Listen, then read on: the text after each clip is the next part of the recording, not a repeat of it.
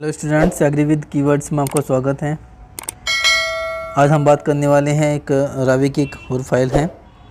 रावी की का जो सब्जेक्ट है, नेक्स्ट सब्जेक्ट आपका है department of agriculture chemistry and soil science, मृदा विज्ञान एवं कृषि रसायन विभाग। देखो यहाँ पर मैं जो फाइल डिस्कस कर रहा हूँ, ये फाइल एक डेमो फाइल है। Don't be copy any students and every student, okay. कोई भी स्टूडेंट इसका कॉपी मत करे, बिल्कुल भी कॉपी मत करे। कॉपी आप लोग समझ सकते हो। ये जो मैंने डाटा भेजा है, रवे का मतलब क्या होता है स्टूडेंट? रवे का मतलब होता है रूरल एग्रीकल्चर वर्क एक्सपीरियंस, यानी कि आप ग्रामीण क्षेत्रों में जाओगे और एग्रीकल्चर से संबंधित वो काम करोगे और वहाँ पर एक्सपीरियंस आप लोगे, तो उसे हम बोलते हैं रवे। इसी के आपको 50 नंबर मिलते हैं। आपको ये देखनी है कि आपको कैसे फिल करनी है, ठीक है। Don't be student again copy and copy मत करना बिल्कुल भी, ठीक है। आपको वाइवा में दिक्कत होगी, और वाइवा ही इसका है, वे भी एग्जामिनर हैं और सीसीएस यूनिवर्सिटी से हैं वे भी, तो वे भी जानते हैं कि आप लोग ने कैसा काम किया होगा। अगर आप लोग कॉपी कर रहे हो, बहुत सारे स्टूडेंट्स हैं जो कॉपी कर रहे हो और मुझे कमेंट में या फिर अलग से बोल रहे सर मुझे पीडीएफ दे दीजिएगा। देखो, पीडीएफ देने से कुछ नहीं होगा आपको। अगर आप कॉपी करके आओगे तो वहाँ पर कुछ नहीं बोल पाओगे, जबकि आपको क्या करना है, वाइवा में आपको बोलना होता है स्टूडेंट, ठीक है। जो आपने काम किया है उसको डिस्क्राइब करना होता है कि सर मैंने यहाँ पर एग्रीकल्चर केमिस्ट्री में ये काम किया है, ऐसे सैंपल लेते हैं। वो आपसे सैंपल पूछेगा कि सैंपल कैसे लेते हैं, आप लोग बता नहीं पाओगे। वो पूछेगा किसान का नाम, आपने कॉपी किया, आप नहीं बता पाओगे, तो आपको नंबर कम ही मिलेंगे, ठीक है। इस बात का ध्यान रखना, और इसके लिए जिम्मेदार आप खुद होंगे। ये एक डेमो फाइल है, यहाँ पर हम जो फाइलें डिस्कस कर रहे हैं ये डेमो फाइल है। Don't be copy that, okay. Copy मत करना बिल्कुल भी। आप चेंज कर सकते हो, आप समझ सकते हो कि कैसे लिखना है कैसे नहीं है। ये समझाने के लिए वीडियो बना रहे हैं कि आप लोगों को एक मार्गदर्शन मिल सके, गाइड मिल सके कि किस तरह आपको इसको भरनी है। आप लोग तो इस बात को समझते होंगे, ठीक है। अगर आप कॉपी करोगे तो आप आंसर नहीं दे पाओगे एग्जामिनर के सामने। बात समझ आई? आप इस वीडियो को देखिए और समझिए कि इसमें से हमको क्या लिखना है।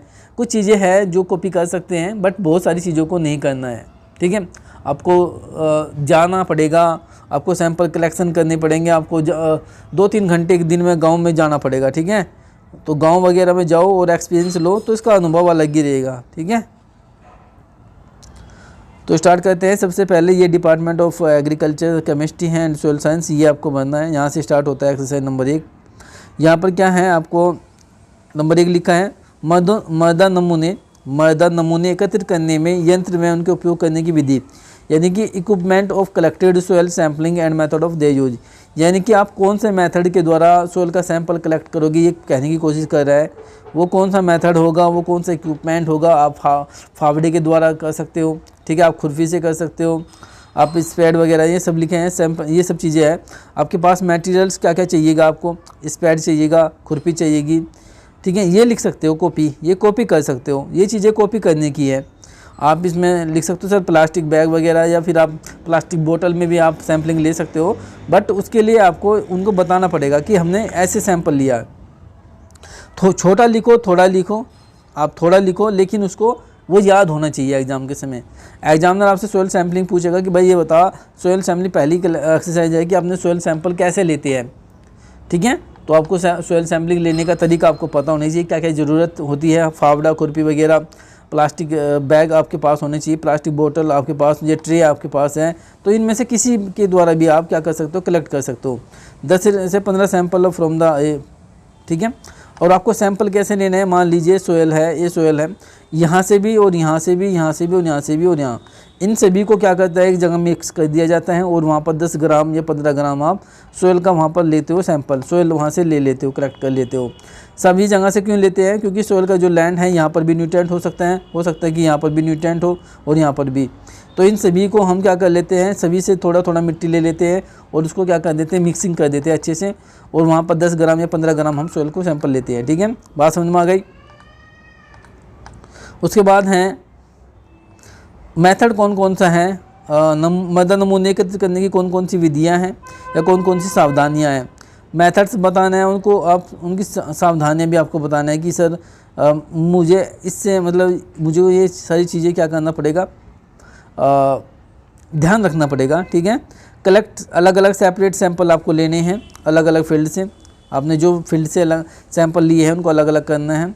That differ in the colour, अलग अलग कलर शेप, ठीक है। डेरेंज क्यों आ गया, डिरेंज क्यों आ गया इसमें, ठीक है। The part management practice like liming मैंने चूना, जिप्सम एप्लीकेशन, ये सब चीज़ें अब मतलब मेरा कहने का मतलब है स्टूडेंट देखो यहाँ पर ध्यान है, इसने पता नहीं क्या क्या थोड़ा पता नहीं मिक्स कर दिया इसने। आपको मेथड सैंपल कलेक्ट करने का मेथड, आपको ये बात का ध्यान रखना चाहिए कि जो मिट्टी है उसके सभी चारों, यानी कि जो आपकी लैंड है भूमि है उसके चारों तरफ से आपको सैंपल लेना चाहिए। मिट्टी को अच्छी तरह भुरभुरा कर देना चाहिए, अच्छी को मिक्सिंग करनी चाहिए, मिट्टी को अच्छे से मिक्सिंग करना चाहिए ताकि उसके अंदर जो सैंड है आपका, जो मान लीजिए अब जो पार्टिकल है जैसे सॉलिड पार्टिकल होता है, जैसे आपका मान लीजिए आपका ब्रिक्स है या कोई आप कह सकते हो कि सॉलिड पार्ट, जैसे कि मैं कहने लगूँ कि ईंट का पार्टिकल आ गया तो उसको अलग करना होता है, ठीक है। अच्छे से सैंपल लेना होता है, ऐसा नहीं कि उसमें सोयल ही सैंपल होनी चाहिए, वो सोयल अच्छे से मिक्स होनी चाहिए, वो सभी चीज़ों का ध्यान रखना चाहिए। हिंदी में भी लिख सकते हो, कोई दिक्कत नहीं, अगर आप इंग्लिश में लिखना चाहो तो इंग्लिश में, लेकिन नहीं तो हिंदी में आप लिख सकते हो, कोई दिक्कत नहीं है। मृदा परीक्षण का महत्व, उसका लाभ, आप मृदा सोयल सैंपलिंग क्यों कर रहे हो, उसका लाभ क्या होगा। देखो सोयल सैंपलिंग हम इसलिए कर रहे हैं ताकि हमें ये पता लग सके कि हमारी सोयल के अंदर किस न्यूट्रिएंट की डेफिशिएंसी है। हमारे सोयल के अंदर अगर नाइट्रोजन की कमी है, फास्फोरस की कमी है, पोटेशियम की कमी है, ये तो आपका कैल्शियम की कमी है, मैग्नीशियम की कमी है, ये क्या होते हैं, ये मैक्रोन्यूट्रिएंट होते हैं, ठीक है। अगर इनकी कमी है तो इनको हम क्या कर सकें, इनका हम पता लगा सकते हैं, ठीक है। सोयल टेस्टिंग में क्या होता है, सोयल टेस्टिंग में यही तो होता है, सोयल हेल्थ कार्ड में, सोयल हेल्थ कार्ड में भी यही होता है स्टूडेंट, सोयल के जो सोयल होती है उसको टेस्टिंग किया जाता है कि उसके अंदर से कौन सी सोयल के अंदर कौन सा न्यूट्रिएंट की डेफिशिएंसी है ताकि उसको पूरा किया जा सके, ठीक है। तो हम सोयल का टेस्टिंग इसलिए करते हैं, मृदा परीक्षण इसलिए करते हैं ताकि हम सोयल का पता लगा सके कि सोयल के अंदर कौन से न्यूट्रिएंट की डेफिशिएंसी है, ओके। उसका लाभ इसलिए ये होगा कि अगर हमें मान लीजिए पोटेशियम की कमी है, नाइट्रोजन की कमी है, तो अगर हम नाइट्रोजन देंगे तो हमारा जो सोयल है, यानी कि आपकी जो सोयल है वो फर्टाइल सोयल हो जाएगी और हमारा जो प्लांट है वो न्यूट्रिएंट अपटेक करेगा, ओके, और अच्छे से ग्रोथ करेगा, उपज मिलेगी, अधिक उपज मिलेगी, ठीक है। वो बीमार नहीं होगा, डिजीज नहीं होगा, डिजीज टॉलरेंट हो जाएगा, ठीक है। ये सब चीज़ें आपको वहाँ पर लिखनी है, हिंदी में भी लिख सकते हो जो मैं बोल रहा हूँ, कोई दिक्कत नहीं है। प्रयोगशाला में लाए गए नमूने की तैयारी आप कैसे करेंगे। मान लीजिए आपने कैसे आप प्रयोगशाला में यानी कि लैब में आप किस तरह से उसको तैयार करके लाएंगे, ठीक है। तो यानी कि जो आपने नमूना तैयार किया है उस कैसे तैयार करेंगे उसको, ठीक है, लैब के लिए वो सब चीज़ें लिखनी है कि सर हम पॉलीथीन का प्रयोग करेंगे, प्लास्टिक बैग का प्रयोग करेंगे, हम जो आपका अच्छे से मिट्टी को मिक्स करके लाएंगे, ठीक है। वो सभी चीज़ों हैं, इनको सभी चीज़ों को अच्छे से याद कर लेना। मृदा में उपलब्ध विभिन्न पोषक तत्व को ज्ञात करना, यानी कि आप सोयल के अंदर कैसे आप डिटर्मिनेट करोगे कि कौन से न्यूट्रिएंट की डेफिशिएंसी है नहीं है। तो मृदा उपलब्ध में जो आपकी सोयल है उसके अंदर विभिन्न पोषक तत्वों को ज्ञात करना, यानी कि आप कैसे उसको क्या करेंगे, आपकी सोयल के अंदर कौन कौन से न्यूट्रिएंट अवेलेबल है या नहीं है उसके बारे में आपको यहाँ पर लिखना है, ठीक है।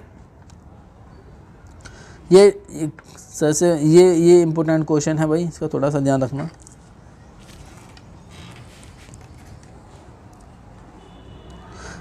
मृदा परीक्षण के आधार पर उर्वरक एवं खादों का अनुशंसा करना, यानी कि रिकमेंडेशन देना। अनुशंसा का मतलब होता है रिकमेंडेशन करना। मान लीजिए मैंने कहा कि एक फार्मर है, मैंने इस फार्मर को कहा कि भाई आपके खेत में नाइट्रोजन की कमी है, किसी कमी है, नाइट्रोजन की कमी। आपने सोयल को टेस्ट करके बता दिया कि इसके अंदर नाइट्रोजन की कमी है और आपने कहा कि नाइट्रोजन दे दो। अब वो दे या ना दे वो आपका क्या, आपने क्या किया, रिकमेंड किया। रिकमेंड का मतलब सिफारिश की, आप दे दो भाई, वो दे या नहीं दे वो अलग बात होती हैं। तो आपको क्या करना है, सोयल टेस्टिंग के बाद आपको कौन सी नाइट्रोजन की कमी यानी कि किस न्यूट्रिएंट की डेफिशिएंसी हुई है उसको आपको बताना है फार्मर को, यहाँ पर लिखना है, ठीक है। खादों एवं उर्वरकों की खेती में प्रयोग करने की कौन कौन सी विधि है। आप ब्रॉडकास्टिंग के द्वारा, ब्रॉडकास्टिंग का मतलब होता है छिड़कने के द्वारा। आपने देखा होगा बैग जो प्लास्टिक का कट्टा होता है उसको एक हाथ में हैंड टांग लेते हैं और एक हाथ से और क्या कहते हैं ब्रॉडकास्टिंग के द्वारा छिड़काव के द्वारा खाद डालते रहते हैं, ठीक है। आप इस तरह दे सकते हैं। फ्लोयल स्प्रे करके, मान लीजिए आपने पानी में, एक होता है फर्टिगेशन मेथड। फर्टिगेशन का मतलब ये होता है कि जब आप यूरिया को वाटर में मिलाते हो या जब किसी फर्टिलाइजर को वाटर में मिक्स करके स्प्रे करते हो तो उसे हम फर्टिगेशन कहते हैं। आप इस पे भी करते हुए आप लोगों ने देखा होगा जो प्लांट्स, इसे मैं दिखाऊंगा आपको, थोड़ा सा इसका डायग्राम आपको दिखाऊंगा, ठीक है, तब आपको समझ में आएगा। दलहनी फसलों में पाए जाने वाली जड़ ग्रंथों की उपयोगिता क्या है, यानी कि इंपॉर्टेंट और nodal present in the pulse crop. जो पल्स क्रॉप होती हैं उनके अंदर नोडल्स होते हैं, बिल्कुल राइजोबियम एजिटोबैक्टर बैक्टीरिया होते हैं जो नाइट्रोजन फिक्सेशन कहते हैं। उनकी क्या क्या उपयोगिता है में हेल्थ आपकी सॉइल की कहते हैं, सॉइल फर्टाइल होती हैं, जो न्यूट्रिएंट की डेफिशिएंसी होती है वो पूरी हो जाती है। तो इस वजह से आपको दिख रहा है कि दलहनी फसलें हमारी फसल के लिए या हमारी मृदा के लिए आवश्यक होती है, क्योंकि वो क्या करती है, हमारी सॉइल के अंदर नाइट्रोजन अवेलेबिलिटी प्रोवाइड करने का काम करती है, न्यूट्रिएंट प्रोवाइड करने का काम करती है, जिससे हमारा जो सॉइल है वो फर्टाइल हो जाता है। आ गया राइजोबियम कल्चर प्रयोग करने की कौन कौन सी विधियाँ हैं। आप सीड ट्रीटमेंट के द्वारा हैज बिन द जॉइन कर सकते हो, suitable for the method of rhizobium, ठीक है। आप इसको राइजोबियम कल्चर प्रयोग करने की कौन कौन सी विधि है। आप राइजोबियम कल्चर कैसे कर सकते हो, आप दलहनी फसलें आप सॉइल के अंदर ले सकते हो, ठीक है, या आप कह सकते हो ट्रीटमेंट के द्वारा सीड को जब ट्रीटमेंट करते हैं उस समय आप राइजोबियम एजिटोबैक्टर का प्रयोग कर दीजिएगा, ठीक है। तो ये सब चीज़ें हैं। दलहनी फसलों में पाए जाने वाली जड़ ग्रंथों की कितनी संख्या है, कौन कौन सी वे फसलें हैं, उनके बारे में आपको लिखना है। जितने भी आपकी दलहनी फसलें पल्स क्रॉप जितनी भी होती हैं उनके अंदर सभी के अंदर ये क्या होते हैं, जड़ ग्रंथियाँ होती है, रूट नोड्स होती है। मृदा नमूने का विवरण क्या है, सॉइल सैंपलिंग का अपना जो नमूने लिया कहाँ से लिया, उसके जिले का नाम, तहसील का नाम, डिवीज़न विकास खंड का नाम, ग्राम का नाम और कृषक का नाम यहाँ पर आपको पता होना चाहिए। ये सब चीज़ें हैं, ठीक है। भूमि संख्या, लैंड नंबर और आइडेंटिफिकेशन ऑफ फील्ड खादर हैं। टोपोग्राफी क्या है, अप्रोक्सीमेशन रेक्टेंगुलर है, मतलब किस तरह की वो भूमि है, क्या उबड़ खुबड़ भूमि है या प्लान भूमि है, वो सब चीज़ यहाँ पर लिखना होता है।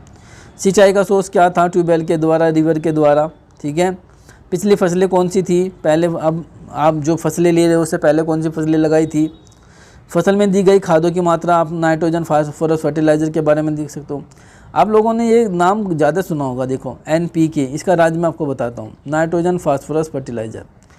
हमारे सॉइल के अंदर जो मैक्रोन्यूट्रेंट है, जिस मैक्रोन्यूट्रेंट की डेफिशिएंसी है, मैक्रो बता रहा हूँ, मैक्रो बड़े, मैक्रोन्यूट्रेंट उसे कहते हैं जिस न्यूट्रेंट को ज़्यादा आवश्यकता होती है, यानी कि न्यूट्रेंट की, जैसे मैं कहने लगूँ कि ऐसा न्यूट्रेंट जिसको 700 ppm से ज़्यादा न्यूट्रेंट की आवश्यकता होती है, पार्ट्स पर मिलियन, 700 से ज़्यादा, उसे हम बोलते हैं मैक्रोन्यूट्रेंट। ऐसे न्यूट्रेंट जिनको ज़्यादा न्यूट्रेंट चाहिए उसे मैक्रोन्यूट्रेंट बोलते हैं। ऐसे न्यूट्रेंट जिनको कम न्यूट्रेंट, यानी कि ऐसे एलिमेंट्स, ऐसे पोषक तत्व जिनको कम न्यूट्रेंट की आवश्यकता होती है उनको माइक्रोन्यूट्रेंट बोलते हैं। ऐसे एलिमेंट जिनको ज़्यादा न्यूट्रेंट की आवश्यकता होती है उसे मैक्रो बोलते हैं। ऐसे एलिमेंट जिनको कम की आवश्यकता होती है उसको माइक्रोन्यूट्रेंट बोलते हैं। आई बात सुने। अब नाइट्रोजन हमारा क्या है, एक मैक्रोन्यूट्रेंट है। भारत के अंदर सबसे ज़्यादा जो डेफिशिएंसी होती है, किस न्यूट्रेंट की डेफिशिएंसी होती है, नाइट्रोजन की। भारत के अंदर सबसे ज़्यादा माइक्रोन्यूट्रेंट की कौन से माइक्रोन्यूट्रेंट है जिससे ज़्यादा डेफिशिएंसी होती है, जिंक। भारत के सोयल के अंदर सबसे ज़्यादा जो कमी है वो नाइट्रोजन की कमी है। भारत के अंदर सबसे ज़्यादा जो माइक्रोन्यूट्रेंट की कमी है वो जिंक की कमी है, इस बात का ध्यान रखना। गोबर की खाद FYM, इसमें आपसे नाइट्रोजन पूछ सकते हैं 0.5%, फास्फोरस 2% और पोटास 0.5% होती है। फसल जो लेनी है उसका नाम लिखना है। टेक्सचर क्या होता है, टेक्सचर का साइज आपको लिखना है। सॉइल कलर कैसी है, येलोविश ब्राउन कलर है। अब देखो दो चीज़ें होती है, एक तो सॉइल का टेक्सचर होता है, एक सॉइल का स्ट्रक्चर होता है। एक तो सॉइल का टेक्सचर होता है, एक सॉइल का स्ट्रक्चर होता है। जब सॉइल के पार्टिकल्स आकर, मान लीजिए सॉइल का पार्टिकल ये रहा, एक पार्टिकल ये रहा, ये रहा, जब सॉइल के पार्टिकल्स अरेंज हो जाते हैं, यानी कि कहीं यहाँ पर एक समूह बना लेते हैं, तो उसे क्या बोलते हैं, मृदा का संरचना बोलते हैं। मृदा संरचना सॉइल स्ट्रक्चर बोलते हैं। जब सॉइल के पार्टिकल्स किसी एक निश्चित अनुपात में मिलकर बनते हैं तो उसे हम टेक्सचर बोलते हैं। मान लीजिए सैंड है, सिल्ट है और कले है। सैंड, सिल्ट और कले जो एक निश्चित अनुपात में आकर मिलकर बनेंगे तो उसे हम क्या बोलेंगे, टेक्सचर बोलेंगे। जब सॉइल के पार्टिकल्स मृदा के कण आपस में मिलकर एक ग्रुप बना लेंगे, समूह बना लेंगे, तो उसे टेक्सचर बोलेंगे। अब बात आती है क्या टेक्सचर को चेंज कर सकते हैं या स्ट्रक्चर को चेंज कर सकते हैं। स्ट्रक्चर को चेंज किया जा सकता है, टेक्सचर को चेंज नहीं किया जा सकता। क्यों भाई? अब जब सोयल के पार्टिकल्स आपने बना ली, मान लीजिए मैं कहने लगूँ कि वाटर है, क्या है? वाटर है। अब इस आपको समझाता हूँ। इसमें वाटर है, अब वाटर में से H2O, सॉरी मान लीजिए आपके पास H2O है, ये हटा दीजिएगा, हाइड्रोजन और ऑक्सीजन है, और इसकी संयोजकता, हाइड्रोजन की संयोजकता कितनी है? 1 है, और ऑक्सीजन की संयोजकता वैलेंसी कितनी है? 2 है। अब मैं कहने लगूँ कि हाइड्रोजन और इसको जल में से हाइड्रोजन और ऑक्सीजन को अलग कर दूँ, ऐसा नहीं होगा। नहीं होगा। क्यों नहीं होगा? क्योंकि ये जो सोयल के ये जो एलिमेंट्स मिलकर बनाए हैं, H2O जो मिलकर बना हो, हाइड्रोजन और ऑक्सीजन से मिलकर बना है। अब मान लीजिए अब हमने अभी बात की थी जल की। अब पानी है, पानी लिक्विड भी हो सकता है नहीं? अभी तो गिलास में आप पी रहे हो, ये लिक्विड है, बोतल में पी रहे हो, लिक्विड है। फ्रिज में रख दीजिएगा तो ये सॉलिड हो जाएगा। इसका आकार अगर आपको देना है तो कटोरे में या बाउल में रख लीजिएगा तो आकार बन जाएगा। अगर स्ट्रक्चर को चेंज कर सकते हैं आप, लेकिन उसके टेक्सचर को चेंज नहीं कर सकते। ऐसे सोयल हैं, सोयल का जो टेक्सचर है, जो जिससे मिलकर बन गया, उसको चेंज नहीं किया जा सकता। जबकि उसके स्ट्रक्चर को आपने देखा होगा, प्लेटी आकार की स्ट्रक्चर होती है, बहुत सारे ग्रेनुकुलर स्ट्रक्चर होती हैं, ठीक है? तो ये चेंज हो सकती हैं, संरचनाएं चेंज हो सकती हैं। आपने देखा होगा जब खेत जोतते हैं तो उस समय बड़े बड़े ढेले होते हैं, और तो जब आप उसमें बार बार टिलेज करते हो तो वो बारीक बन जाते हैं, तो उसको टेक्सचर को आपने चेंज कर दिया ना भाई, बट उसके टेक्सचर को आप चेंज नहीं कर सकते। इस बात का क्वेश्चन है, ये आप लोगों से पूछा जा सकता है कि क्या टेक्सचर या स्ट्रक्चर को चेंज कर सकते हैं? तो आप बता सकते हैं ऐसे स्ट्रक्चर को चेंज कर सकते हैं किसके द्वारा? टिलेज के द्वारा, हैरो कल्टीवेटर के द्वारा आप चेंज कर सकते हो, ठीक है? बट जो आपका टेक्सचर होता है उसको चेंज नहीं किया जा सकता, ठीक है? क्या मृदा की निचली सतह में कंकड़ हैं? अगर है तो यस करें। कंकड़ मतलब जो होते हैं कंक्रीट। मृदा नमूने लेने का दिनांक कौन सी थी? ये लिख दिया। मृदा नमूने लेने का नाम किसने लिया है? ये सब name of the soil sample, ठीक है? ये सब चीज़ें लिख लेना। सोयल टेस्टिंग रिपोर्ट आपको यहाँ बताना है कि किसान का नाम ये रहा, पिता का नाम ये रहा, दिनांक ये रही, गांव का नाम ये रहा, मुजफ्फरनगर ये रहा, विकास का